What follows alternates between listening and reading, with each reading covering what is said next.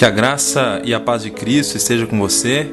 É muito bom, mais uma vez, poder compartilhar o Evangelho puro e simples do nosso Senhor Jesus Cristo. Na última oportunidade, falamos sobre uma antiga prática cristã que nunca envelhece, a oração.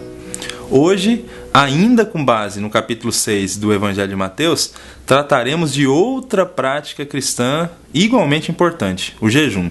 Por isso, preste bastante atenção na leitura de Mateus 6, versículos do 16 ao 18, parte do Sermão da Montanha pronunciado por Jesus. Quando jejuarem, não mostrem uma aparência triste como os hipócritas, pois eles mudam a aparência do rosto a fim de que os outros vejam que eles estão jejuando. Eu lhes digo verdadeiramente que eles já receberam a sua plena recompensa. Ao jejuar, arrume o cabelo e lave o rosto, para que não pareça aos outros que você está jejuando, mas apenas a seu Pai, que vê em secreto, e seu Pai, que vê em secreto, o recompensará. O jejum é um exercício bíblico, legítimo e sempre esteve entre as práticas cristãs através dos séculos. Se você ler os primeiros versículos do capítulo 6 de Mateus, verá que Jesus destaca 3 práticas: a contribuição, a oração e o jejum. Dessa forma, nós podemos afirmar que o jejum faz parte da devoção cristã tanto quanto ofertar e orar também o fazem. Atualmente, entretanto, o jejum tem se tornado uma prática cada vez mais ignorada e desprezada. Estamos convencidos de que nós precisamos examinar a Bíblia Sagrada para redescobrirmos as bênçãos deste importante exercício espiritual. Jejum é a abstinência total ou parcial de alimentos, e na Bíblia está sempre ligada a uma abstenção de alimentos com fins espirituais. A palavra jejum traz a ideia de abnegação. Quando jejuamos, nós estamos renunciando às exigências naturais do organismo junto com o prazer de comer para dependermos totalmente de Deus. Confessamos com o jejum que dependemos somente do Senhor. Confiamos nele para nos sustentar durante todo o dia, como se nós estivéssemos comendo algum tipo de alimento. Deixamos de nos alimentar do pão material para nos alimentar do pão do céu. O estômago descansa do alimento para o coração se encher da presença e da graça do Senhor. Contudo, precisamos afirmar com bastante convicção, de que o jejum pode tornar-se um ritual vazio se não for feito de maneira correta e com as motivações corretas. Na época de Isaías, por exemplo, Deus condenou o povo que jejuava com motivações erradas. O jejum era mera convenção, pois quem jejuava não vivia de maneira santa na presença de Deus. O jejum não tem valor, a não ser que esteja de acordo com as disposições que o acompanham. Não é só o corpo a jejuar, mas também o coração. O jejum, ele também não deve ser usado como uma forma de tentar manipular Deus. Muitas pessoas jejuam para tentar comprar o favor de Deus. Há quem use o jejum para tentar fazer com que Deus mude e faça o que eles desejam. Deus não é mudado por causa do nosso jejum. As bênçãos nos são dadas não por causa do jejum, mas por causa da cruz de Cristo, por causa daquilo que aconteceu lá no Calvário.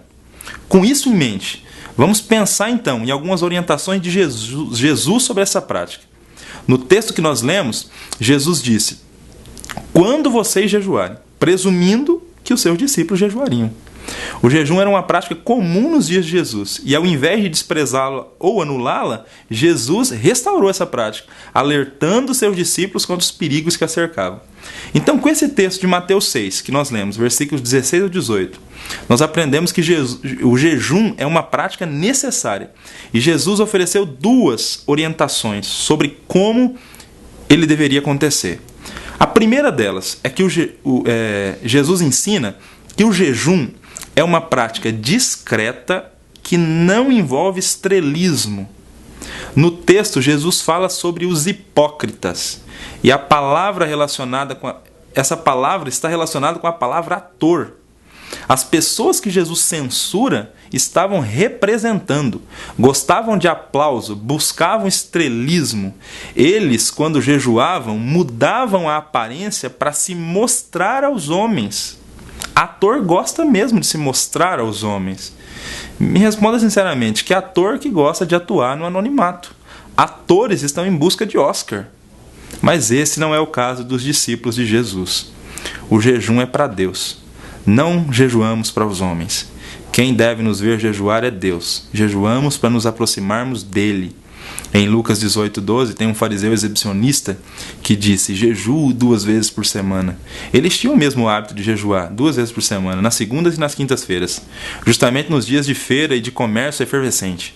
Faziam isso para serem vistos pelos homens. Usavam o jejum como um palco de teatro para aumentar a reputação e ganhar prestígio. Jesus ensinou que o jejum deve ser visto apenas pelo Pai que está em secreto. Jejuamos para Ele. Através do profeta Zacarias, Deus fez uma pergunta para o seu povo. Fala a todo o povo dessa terra e aos sacerdotes. Quando vocês jejuam? É para mim que vocês jejuam? Zacarias 7, versículo 5. É uma pergunta para a gente refletir. Quando jejuamos, é para Deus que estamos jejuando? A segunda orientação, baseada no texto de Mateus, Jesus ele nos ensina que, além de ser uma prática discreta, o jejum é uma prática simples que não envolve pavoneio. O discípulo de Cristo não deve usar o jejum para se comportar como pavão, para ostentar. As instruções de Cristo a respeito do jejum nos ensinam a olhar para a vida de maneira simples. Praticar exercícios espirituais como o jejum não nos torna pessoas anormais. Seguir a Cristo não é ficar desfigurado, com aparência triste. Os judeus, no dia da expiação, jejuavam. Só que nesses dias não era permitido se lavar. Não era permitido ungir o próprio corpo, se perfumar. As pessoas jogavam cinza sobre a cabeça, andavam descalças e adotavam expressão facial triste. Queriam parecer insignificantes aos homens, no intuito de significar tanto mais perante eles. O jejum não passava de arte teatral estava errado. A vida cristã é alegre, normal. Não era esse o tipo de jejum que Jesus desejava para os seus seguidores. Por isso ele disse: põe óleo na cabeça e lava o rosto. Óleo é sinal de júbilo. Esfregava-se azeite de oliveira no rosto para dar-lhe uma aparência de feliz, brilhante, para revelar alegria no Senhor. Jesus não estava pedindo nada fora da realidade deles, porque eles já faziam isso todo dia. Essa era uma prática comum. Todos os dias os judeus já colocavam óleo sobre a cabeça e já lavavam o rosto. Foi justamente para ser normal que Jesus pediu para que eles fizessem isso. No texto ele explicou a razão dessa ordem, para não mostrar aos homens. O que Jesus está solicitando então nesse texto é o seguinte: quando vocês jejuarem, continuem sendo normais. Jejuar não nos tira da realidade.